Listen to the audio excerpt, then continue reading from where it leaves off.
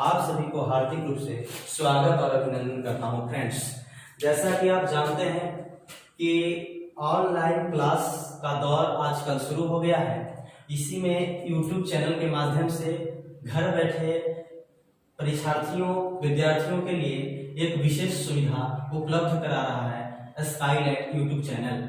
जैसा कि मित्रों आप जानते हैं कि महत्वपूर्ण बातें यह है कि हर एक बिंदु पर यह कोरोना वायरस इतनी विश्व स्तरीय तंगी का कारण बना हुआ है कि सभी को कहीं न कहीं आर्थिक रूप से तो नुकसान दे ही रहा है, पूरे राष्ट्र को एक तरीके से सामाजिकता के आधार पर पंगु बना के रख दिया है। इसीलिए मित्रों जितने भी शैक्षणिक संस्थाएं थी वो पूरी तरीके से लॉकडाउन की स्थिति में है। इसी को लेकर करके हम जो है आज एक टॉपिक लाए हैं पॉल साइंस का, जो राज्य व्यवस्था के रूप में शामिल है। इसके अंतर्गत एक टॉपिक है जो परीक्षा में चहेते जो महत्वपूर्ण टॉपिक के रूप में जाना जाता है मित्रों, और ये महत्वपूर्ण टॉपिक है मौलिक अधिकार। मौलिक अधिकार जो है संविधान के भाग 3 में मुख्य रूप से शामिल है। सबसे पहले हम ये बताना चाहेंगे कि मौलिक अधिकार होता क्या है। तो कहा जाता है कि संविधान में भागों की संख्या लगभग मूल संविधान में 395 थी, उसमें से भाग नंबर 3 में इसका वर्णन किया गया है। दोस्तों भाग नंबर 3 में मौलिक अधिकार की चर्चा है। मौलिक अधिकार वैसे अधिकार को कहा जाता है जो मूल रूप से सभी के लिए समान या बराबर होता है। सबके लिए समान कहने का अर्थ है समानता का दृष्टिकोण रखता है, चाहे वो किसी भी जाति संप्रदाय के व्यक्ति हो या किसी भी समुदाय के व्यक्ति हो, सबको समानता का उद्देश्य लेकर के चलता है। जैसा कि फ्रेंड्स संविधान के भाग 3 के अंतर्गत ही 12 अनुच्छेद से लेकर के 35 अनुच्छेद के तहत इसका वर्णन किया गया है, और ये जो है अमेरिका देश से लिया गया है।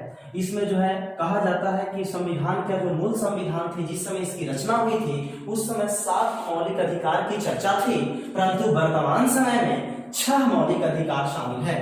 इसका अर्थ है कि एक मौलिक अधिकार की संख्या को घटा दिया गया है। इसका मतलब है कि वह कौन सा अधिकार है जिसको हटाया गया है। इसकी चर्चा तो हम बाद में करेंगे, पहले मैं 7 मौलिक अधिकार को एक साथ समझ लेते हैं।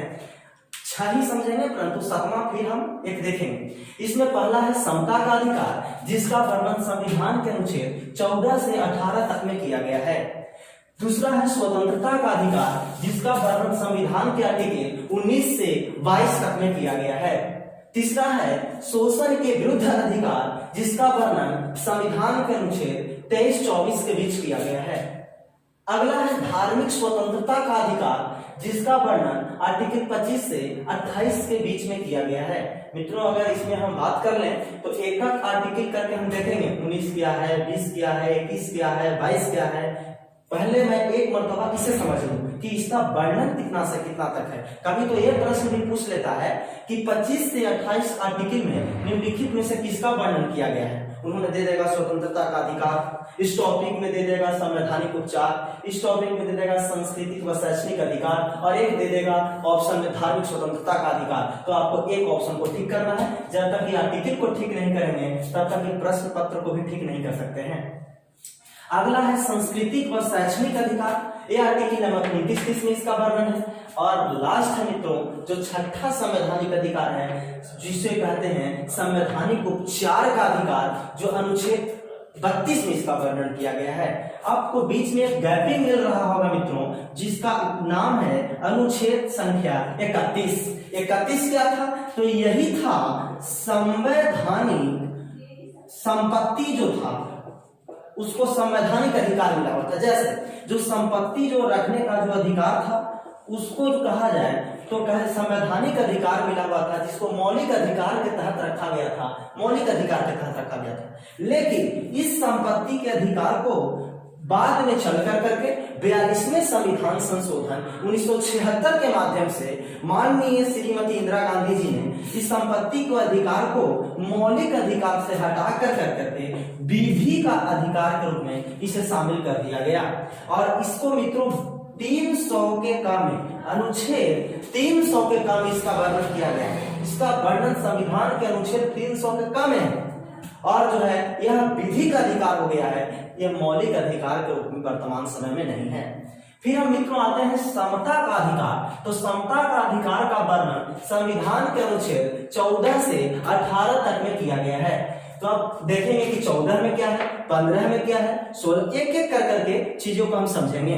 तो इसमें देखिए मित्रों, संविधान 14 कहता है विधि के समक्ष समता व विधियों का समान संरक्षण। दो बातें इसमें महत्वपूर्ण है, विधियों के समक्ष समता और विधियों का समान संरक्षण, ये दो बातें अलग अलग हैं। विधि के समक्ष समता का मतलब हुआ कि कोई व्यक्ति कितना भी बड़ा हो, चाहे वो अमीर हो चाहे वो गरीब हो, दोनों कानून के समक्ष समान है। चाहे वो व्यक्ति कोई भी अपराध करे, दोनों की सजा वैसा ही होगा, दोनों की समानता होगी। परंतु विधियों का समान संरक्षण, यहां पर सुरक्षा की बात है। समान संरक्षण कहने का मित्रों साफ साफ बात है कि समान संरक्षण कहने का मतलब है कि जो जैसा है उसी रूप में उसको संरक्षण दिया जाएगा। जैसे आपसे हम कहें तो सीधा सीधा अर्थ है कि अगर मान लीजिए कि कोई आदमी अमीर है, वो एसी में रह रहा है और वो चोरी में पकड़ा गया, तो उसको उसी अनुरूप सुविधा भी दिया जाएगा जिस अनुरूप वह व्यक्ति है, काबिलियत रखता है। और एक गरीब व्यक्ति है तो उसको आप जान ही रहे हैं कि कैसा उसको सुविधाएं दी जाती हैं। तो विधियों के समक्ष समान संरक्षण की भी बातें कही गई है, जो जैसा है उसी के अनुरूप उसको ढाला जाएगा। अब कोई व्यक्ति है जो चोर है और वो एक शासक रहा है, प्रशासक रहा है, तो उसको ऐसे जगह आप नहीं रख सकते हैं जहां आम जन पर रखे हुए हैं, क्योंकि यहाँ पर विधियों का समान संरक्षण भी प्राप्त है। फिर अनुच्छेद 15 के अंतर्गत आते हैं मित्रों, यदि विधियों के समक्ष समता है तो क्या जाति के आधार पर कोई भेदभाव होना चाहिए, धर्म के आधार पर कोई भेदभाव होना चाहिए, लिंग के आधार पर क्या भेदभाव होना चाहिए? जी नहीं। जाति, धर्म, लिंग, मूलवंश के आधार पर भेदभाव को प्रतिषेध किया गया है। यानी नहीं तो जात के आधार पर आप कह सकते हैं कि फलाने जाति के हैं, मैं इसके साथ खाऊंगा नहीं, मैं इसके साथ पीऊंगा नहीं, मैं इसके साथ रहूंगा नहीं। जी नहीं, आप नहीं तो जाति, नहीं धर्म, नहीं लिंग, न मूलवंश के आधार पर भेदभाव नहीं कर सकते हैं। ऐसा करते हैं तो आर्टिकल 15 के तहत आपको जो है एक अपराधी घोषित किया जाएगा और आपको जो है से कि देश का जो कानूनी कार्रवाई है उससे आपको दंडित किया जाएगा। इसीलिए ऐसा नहीं करना है मित्रों। 16 अनुच्छेद 16 ये कहता है रोजगार एवं अवसर की समानता। रोजगार एवं अवसर की समानता, जब सब जाति समान है, सब धर्म समान है, सब लिंग समान है, यानी स्त्री पुरुष, यहाँ तक कि ट्रांसजेंडर समान है, जिसको आप किन्नर हिजड़ा कहते हैं, ये जो है 377 नंबर आईपीसी एक धारा है मित्रों, इंडियन पैनल कोड या इंडियन पनिशमेंट कोड भी कहा जाता है, भारतीय दंड संहिता इसको कहते हैं 377 को। इसके अंतर्गत सुप्रीम कोर्ट ने साफ साफ कहा कि जो भी जाति, जो भी कह लीजिए तो लिंग, जिसे आप कहते हैं न तो स्त्रीलिंग न पुल्लिंग, उसको आप कह लीजिए तो कि एक अलग उभयलिंगी के तौर पर रखा जा रहा है, उसको भी सरकार ने ट्रांसजेंडर के रूप में दर्जा देकर करके सुप्रीम कोर्ट ने आज सरकार से कहा है कि इसको जो है से कि संपूर्ण अधिकार मिलना चाहिए, जो अधिकार एक स्त्री और पुरुष को मिलता है। इसीलिए आर्टिकल नंबर 300, आर्टिकल नंबर तो नहीं कह सकते लेकिन आईपीसी अनुच्छेद इसको भी कहा जाता है मित्रों। आईपीसी धारा नंबर 377 के तहत इसका वर्णन किया गया और इसको जो है से कि समान अधिकार का महत्व दिया गया है। और सुप्रीम कोर्ट ने इसी पर फैसला सुनाते हुए कहा कि हिजड़ा व्यक्ति, किन्नर व्यक्ति को भी पूर्णतः अधिकार मिलना चाहिए और इसी के आधार पर रोजगार और अवसर की समानता होना चाहिए। कोई व्यक्ति क्या है नहीं है उससे हमको मतलब नहीं है मित्रों, हमें तो रोजगार में अवसर की समानता होना चाहिए। हर एक व्यक्ति को रोजगार उसी रूप में मिलना चाहिए जैसे स्त्री और पुरुष को मिलता है। फिर हम देखते हैं जब रोजगार मिल जाएगा तो अस्पृश्यता का अंत हो जाएगा। अस्पृश्यता का अंत कहने का मतलब है छुआछूत का अंत। सब जाति के लोग, सभी धर्म के लोग, सभी मजहब के लोग एक साथ मिल बैठ के रहेंगे, काम करेंगे, अवसर मिलेगा तो ऑटोमेटिक जो है अस्पृश्यता समाप्त हो जाएगी, छुआछूत समाप्त हो जाएगा।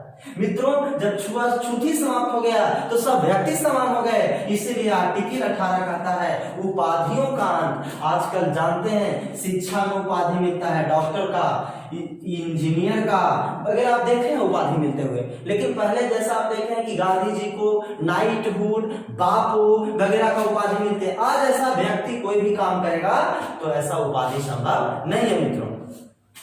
तो इसके तत्पश्चात हम स्वतंत्रता का अधिकार अनुच्छेद 19 से 22 तक में जो इसका वर्णन किया गया है मित्रों, तो 19 में कहा गया है अभिव्यक्ति की स्वतंत्रता, यानी अभिव्यक्ति का मतलब है कि अपनी वाणी को व्यक्त करे भारत के अंदर स्थित नागरिक। ये आर्टिकल 19 का कहना है। लेकिन 19 के फर्स्ट के अनुसार 6 प्रकार का मौलिक अधिकार दिया गया है आमजन को। क्या क्या अधिकार है? तो देखिए, कोई भी व्यक्ति है तो कोई व्यक्ति पहले सरकार से कुछ बोल के मांगता है, बोलने से ना सुनता है तो देखते हैं जैसे कोई बच्चे हैं तो बच्चा अगर बोलने से ना सुनता है तो घुलट जाता है। तो घुलट जाता है इसका मतलब है कि कहीं ना कहीं एक स्थितियां बनाती है भावनात्मक। तो उसी तरीका से बोलने की स्वतंत्रता, पहला तो कि बोला उसके बाद बोलने से नहीं मिल रहा या बात नहीं बन रहा है तो शांतिपूर्ण रूप से एकत्रित होने की स्वतंत्रता। जैसे देखिए, अगर मान लीजिए मित्रों कि अगर बोलने की स्वतंत्रता है, बोल रहा है तो एक आदमी के बोले से नहीं सुनेगा, बउआ के मम्मियों बोलने लगे तो हो सकता है कि सुन जाए पापाओं का। इसका मतलब सीधा सा अर्थ है कि बोलने की स्वतंत्रता है तो एक व्यक्ति की नहीं मित्रों, शांतिपूर्ण रूप से एकत्रित हो जाएगा। माँ बेटा बेटी सब अब बाबूजी पर हमला बोल दो। इसका मतलब है कि शांतिपूर्ण रूप में एकत्रित होने की स्वतंत्रता है, लेकिन शांति रूप से हमला नहीं करना है। हमला करिएगा तो फिर आर्टिकल नंबर 19 के फर्स्ट के अनुसार दिया गया अधिकार भंग हो जाएगा। अब मैंने रुस जाना है बाबूजी से सवाल से। अब इसमें क्या है कि शांतिपूर्ण रूप से एकत्रित होने की स्वतंत्रता दूसरा कहता है। इसी में सी कहता है, जिसको तीसरा भी कह सकते हैं, सभा समूह बनाने का अधिकार। न हो तो जैसे कि बच्चा लोग नानी घर फोन कर करके कि देखिए हम कोई नहीं है तो ही नहीं है, तो मामा भी पहुंच गए बेचारे उधर से, या मतलब सभा भी बना करके या फिर गोतिया के बुला करके भी कह रहा है कि देखिए एकदम कई किस तरीके के व्यक्ति हैं जो बाल बच्चा के स्थिति खराब कर ले। इसका मतलब है कि सभा समूह बना करके भी हम अधिकार की मांग कर सकते हैं। उसके बाद जब एकत्रित हो गए तो पक्का समूह बन जाएगा। उसके बाद अगर ना माने तो पूरे भारतवर्ष में घूम घूम के प्रचार करिए क्या मेरा अधिकार है। पूरे भारत में आगमन की स्वतंत्रता आपको है। पूरे भारतवर्ष में घूमिए और शिकायत करिए कि फलना की सरकार बढ़िया नहीं है, फलना का घर में पिताजी बढ़िया, मैंने पूरी स्थिति को ठीक करने के लिए पैसा कर सकते हैं। और घूमे लगिएगा जब पूरे भारतवर्ष में तो भाई जी निवास बना के वहां रहिएगा ना, किसी घूमित रहिएगा जहां तहां, तो वहां पर फिर आप कहीं ना कहीं निवास बनाइएगा। और जब निवास बनाइएगा, ढेर दिन जब वहां रहिएगा और निवास बनाइएगा तो आप ही बताइए मित्रों, आजीविका जीवन जीना है आपको, तो जीवन जीने के लिए आपको रोजगार भी करना पड़ेगा, क्योंकि भारत में खाली घूमिएगा तो कैसे होगा। इसीलिए इस 6 सिचुएशन को एक साथ ठीक करना बहुत जरूरी है। उसके बाद मित्रों आगे हम देखते हैं 19 के फर्स्ट के अनुसार 6 प्रकार के जो अधिकार दिया गया था, इस कंसेप्ट को हमने समझा दिया। आगे देखते हैं आर्टिकल 20 में हम देख रहे हैं मित्रों, अपराध के दोष में देखिए, अपराध के दोष सिद्धि का संरक्षण। जैसे मान लीजिए कि कोई आदमी जो है अपराधी है कि नहीं तो पहले कोई नहीं जानता, लेकिन अपराध में दोष लगाया गया कि अपराधी है, तो दोष लगाया गया तो सिद्ध करने तक व्यक्ति पर जब तक दोष सिद्ध नहीं होता है तब तक उसको प्रोटेक्ट करेगा आर्टिकल नंबर 20। किसी भी हाल में उसको प्रोटेक्शन देगी, क्योंकि नाम है अपराध के दोष सिद्धि का संरक्षण। इसमें 3 प्रकार के महत्वपूर्ण कानून का मैं नाम बता रहा हूं मित्रों। पहला है उसी कानून के अनुसार, जैसे मान लीजिए कि कोई व्यक्ति को गिरफ्तार आप कर दिए, तो गिरफ्तार किए तो क्या होना चाहिए। जैसे आप मान लीजिए कि कोई व्यक्ति एक ऐसा घटना का अंजाम दिया जिसके लिए वर्तमान समय में कानून है और वो कानून की सहायता से उसको सजा देना है, तो जिस समय मान लीजिए कि व्यक्ति 2011 में कोई पाप किया या कोई अपराध किया और 2020 में एक नया कानून बना जो 2011 के कानून से सख्त है, मजबूत है। जैसे 2011 के कानून की अगर हम चर्चा करें मित्रों, तो 11 में उसी अपराध के लिए 5 वर्ष की सजा था, लेकिन अब इसी अपराध के लिए 20 वर्ष की सजा हो गई है 2020 में चल करके। तो क्या वो व्यक्ति को 2020 में फिर से सजा दिया जाएगा? जी नहीं, उसी कानून के अनुसार उस व्यक्ति को सजा दिया जाएगा जिस समय वो व्यक्ति अपराध किया है, उसी के कानून के आधार पर उसको सजा का प्रावधान होना चाहिए। खुद के विरुद्ध गवाही देने के लिए बाध्य नहीं कर सकते उसको। अब अगर वो व्यक्ति है और उसको डंडा से मार के पुलिस कहे कि तुम अपने विरुद्ध गवाही दो कि मैं पाप किया हूं, जी नहीं, आपको खुद के विरुद्ध गवाही देने के लिए बाध्य नहीं करता, आर्टिकल नंबर 20 कहता है मित्रों। फिर कहता है एक अपराध के लिए 1 बार सजा का प्रावधान है। ये नहीं कि एक अपराध के लिए 10 बार सजा का प्रावधान कर दे, 5 बार सजा का प्रावधान कर दे, 2 बार सजा का प्रावधान कर दे, ऐसा नहीं करना। एक अपराध के लिए एक ही बार सजा देना है। ये आर्टिकल नंबर 20 के अंतर्गत प्रावधान है मित्रों। आगे हम देखते हैं फ्रेंड्स, आर्टिकल नंबर 21, ये बहुत एग्जामिनेशन में पूछता है। प्राण एवं दैहिक स्वतंत्रता। प्राण का मतलब होता है आंतरिक, यानी कह लीजिए तो कि आत्मा की संतुष्टि, और दैहिक का मतलब होता है शारीरिक स्वतंत्रता। कोई व्यक्ति पर नहीं तो मानसिक रूप से किसी को प्रताड़ित आप कर सकते हैं और नहीं शारीरिक रूप से प्रताड़ित कर सकते हैं, उसका आर्टिकल नंबर 21 में अधिकार है। इसी अधिकार को हम जीवन के अधिकार भी कहते हैं। इसी अधिकार को हम ब्यूटीफुल लाइफ के अधिकार के नाम से भी जानते हैं। इस अधिकार के अंतर्गत मित्रों ये जीवन का अधिकार है, जिसको हम कभी कभी निजी अधिकार भी कहते हैं, प्राइवेट राइट इसको कहा जाता है।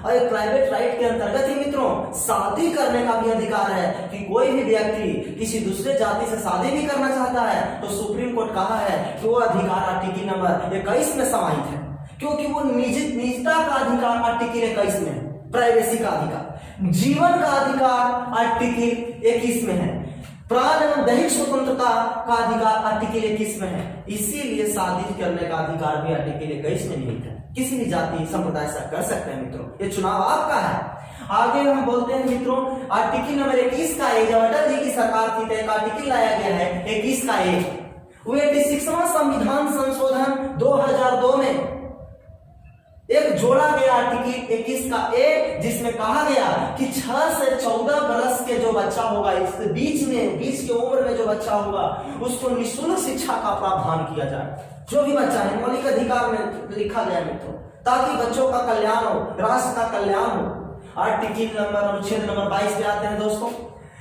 पर इसका है गिरफ्तारी के संबंध में संरक्षण। ये दोनों आर्टिकल का संबंध बहुत जबरदस्त है। एक आता है अपराध के दोष सिद्धि का अधिकार, यानी अपराध के पहले दोष सिद्धि का संरक्षण देता है, और ये गिरफ्तारी के बाद संरक्षण देता है। दोनों में अंतर है। यहाँ पर है कि दोष सिद्ध होने से पहले तक प्रोटेक्ट करता है, और दोष सिद्ध होने के बाद प्रोटेक्ट करता है। ये दोनों में अंतर है। जैसे गिरफ्तारी के समय में कारण पूछने का अधिकार, आपको पुलिस गिरफ्तार करे तो आप पूछिए डंडा क्यों मार रहे हो, क्या कारण है, कारण पूछने का अधिकार है आपको। दूसरा, 24 घंटा के अंदर नजदीकी मजिस्ट्रेट के सामने आपको पेश करेगा मित्रों। अगर ऐसा नहीं करता है तो समझिए कि आप जाकर के सुप्रीम कोर्ट में मौलिक अधिकार हनन का केस दर्ज कर सकते हैं। इसीलिए 24 घंटे के अंदर मजिस्ट्रेट के सामने नजदीकी न्यायालय में उसको पेश किया जाता है। मित्रों इतना ही नहीं, 24 घंटा के अंदर पेश अगर कर रहा है तो इसमें आवागमन का समय नहीं जोड़ा जाएगा। गाड़ी का जो आवागमन होगा उसका समय इसमें नहीं जुड़ेगा। 24 घंटा के थाने में रहना है। मन पसंद का वकील चुन सकते हैं, कानूनी सलाहकार चुन सकते हैं, चुनिए, कोई दिक्कत नहीं है, आपको छूटना है वहां से। मित्रों एक और अधिकार है जिसको हम कहते हैं, पहला तो समता का अधिकार देखे मित्रों, दूसरा हम लोग स्वतंत्रता का अधिकार देखे, तीसरा हमने देखा मित्रों शोषण के विरुद्ध अधिकार देख रहे हैं, जो आर्टिकल नंबर 23 से 24 में इसका वर्णन है।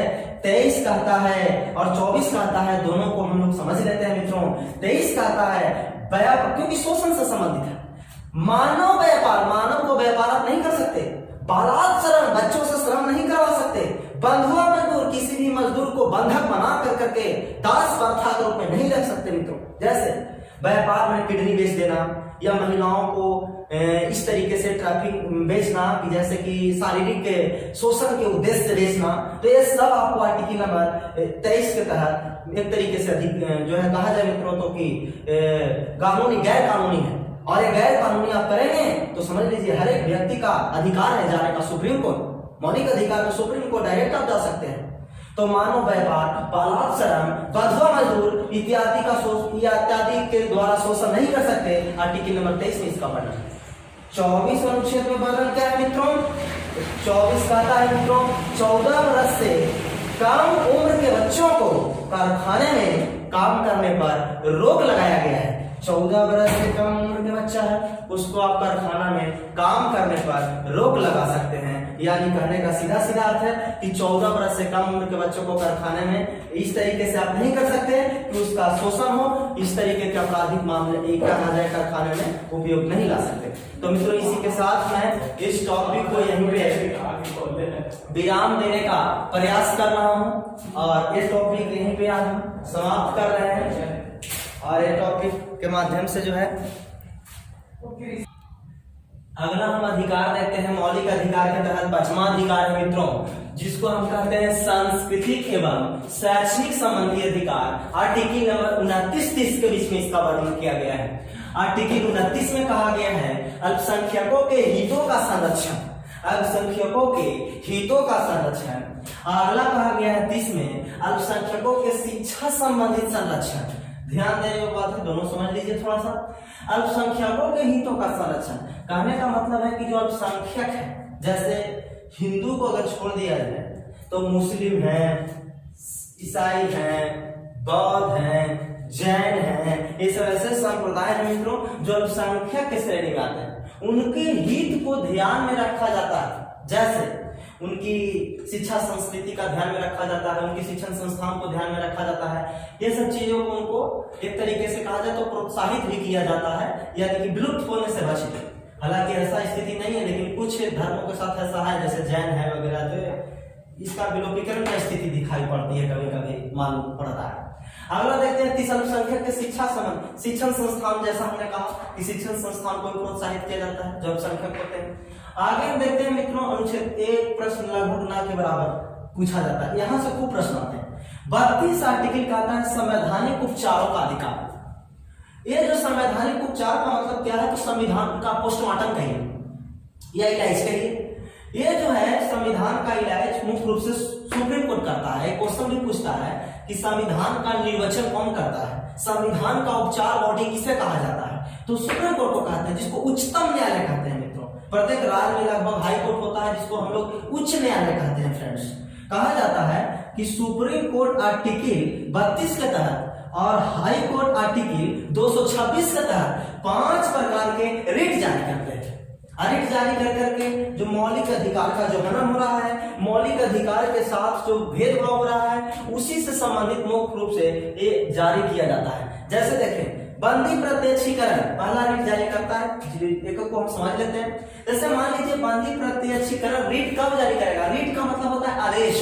आदेश कब जारी करेगा मित्रों, तो पहला जारी करने का मतलब है बंदी प्रत्यक्षीकरण की अगर कोई व्यक्ति को पकड़ लिए हैं आप पुलिस लाइन में कह रहा हूं, और 24 घंटे के अंदर अगर उसको नजदीकी मजिस्ट्रेट के सामने पेश ना किए तो सुप्रीम कोर्ट या हाई कोर्ट में जाके अपील दायर कीजिए। PIL पब्लिक इंटरेस्ट जो आपके पास जो सिस्टम दिया गया है, उसके लिटिगेशन जिसको कहते हैं, उसके माध्यम से आप जो है कि व्यक्ति के बारे में जान सकते हैं कि आप 24 घंटे के अंदर मजिस्ट्रेट के सामने क्यों ना पेश किए।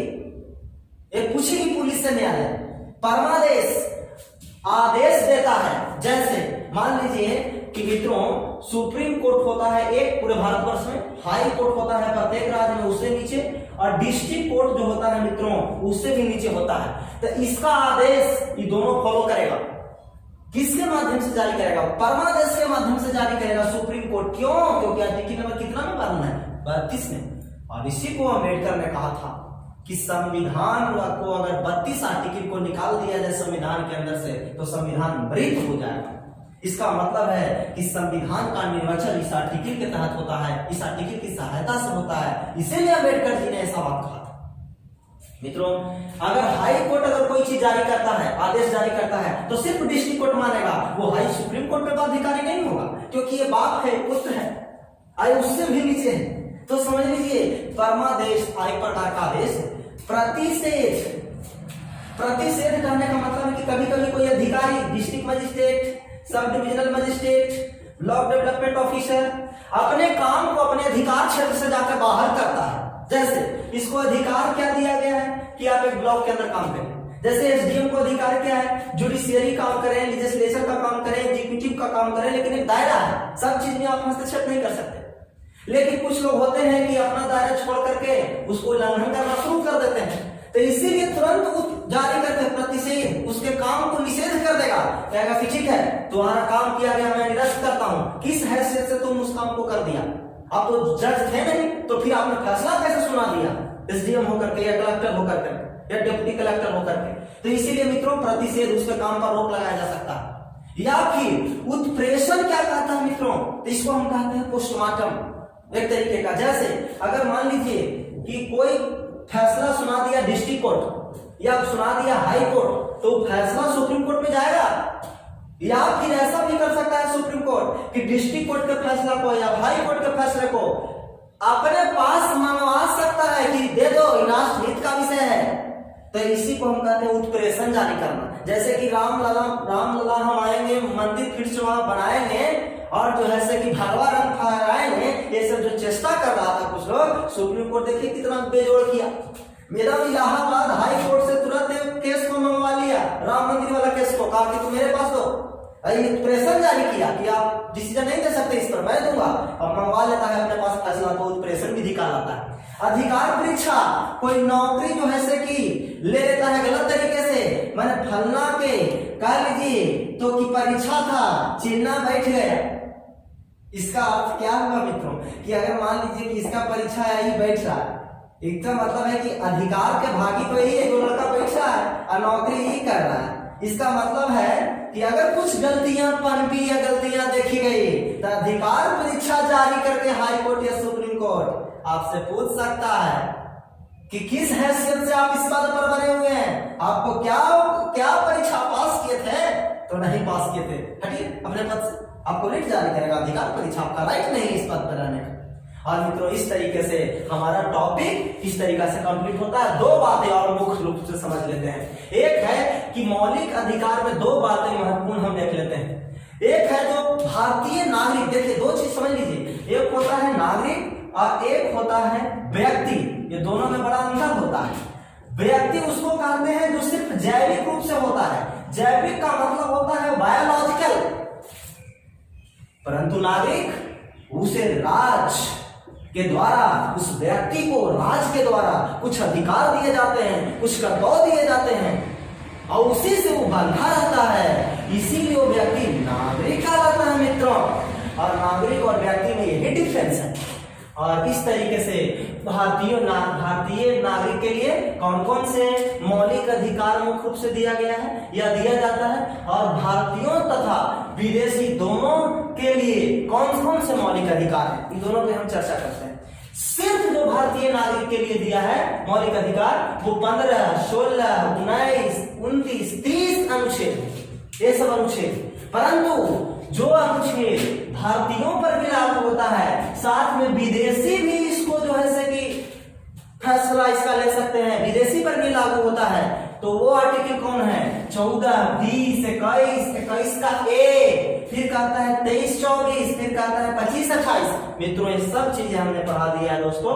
और इस तरीके से मैं आपको धन्यवाद देता हूं। इस टॉपिक अच्छा लगे तो सब्सक्राइब कीजिएगा, लाइक कीजिएगा, और इसी के साथ में आपको यहाँ पे